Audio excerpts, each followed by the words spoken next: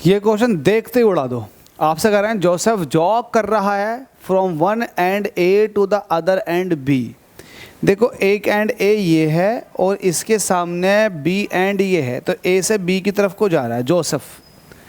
ठीक है, आपसे कह रहा है Joseph jog from one end a to the other end b of a straight 300 metre road. ये रोड जो है ये 300 मीटर का, भाई बड़ी मेहनत कर रहा है बंदा।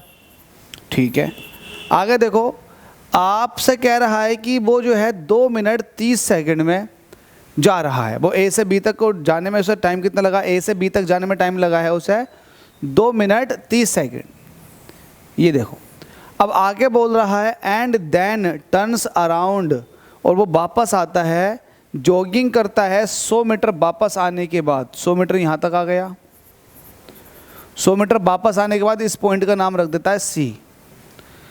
और ये जो आया है वो ये अगले 1 मिनट में आया, तो अगले 1 मिनट में से यहाँ तक आने में समय लगा है। और ऊपर से समय लगा था वो 2 मिनट 30 सेकंड का लगा था। हमसे कह रहा what are the Joseph's average speed and velocity in jogging from A to C. अच्छा, ए से सी तक आने में बताओ एवरेज स्पीड कितनी होगी और एवरेज वेलोसिटी कितनी होगी। तो एवरेज स्पीड निकालने के लिए total distance upon total time. तो पहला वाला पार्ट है एवरेज स्पीड, तो टोटल डिस्टेंस कितनी हो जाएगी, 300 मीटर तो ये वाली गया था, 100 मीटर और चला, तो टोटल डिस्टेंस हो गई ये। टोटल टाइम, यहाँ पर टाइम कितना लगा, 2 मिनट 30 सेकंड। तो 2 मिनट 30 सेकंड प्लस आने में कितना टाइम लगा, 1 मिनट। तो जो टाइम लगा है, पहली बात तो ऊपर 400 हो जाएगा, 400 मीटर। नीचे टाइम सेकंड में लो, 2 मिनट में होते हैं 120 सेकंड, 120 प्लस 30 150, और ये है 60 मिनट 60 सेकंड, क्योंकि 1 मिनट, चलो ऐसे देख लो, 1 मिनट ये 2 मिनट ये 3 मिनट 30 सेकंड। तो 3 मिनट को अगर सेकंड में कन्वर्ट करोगे तो 180 तो यही हो गए। तो 3 मिनट 30 सेकंड, सेकंड को भी जोड़ो तो 210 सेकंड, टोटल आ गया 210 सेकंड। तो टोटल टाइम जो लगा है वो 210 सेकंड का। सोल्व कर लो इसको, 10 से 10 कटा, 40 को 21 से डिवाइड करो। तो 40 को 21 से डिवाइड करेंगे तो 21 कम 21, घटाने पर 19 बचे, पॉइंट लगा दिया, 0 बढ़ा दिया। अब ये 8 बार चला जाएगा, 8 ही कम 8 और 8 दूनी 16। अगर 9 बार भेजेंगे, 9 ही कम 9, 9 दूनी 18, हाँ 9 बार चला जाएगा, 9 ही कम 9 और 9 दूनी 18।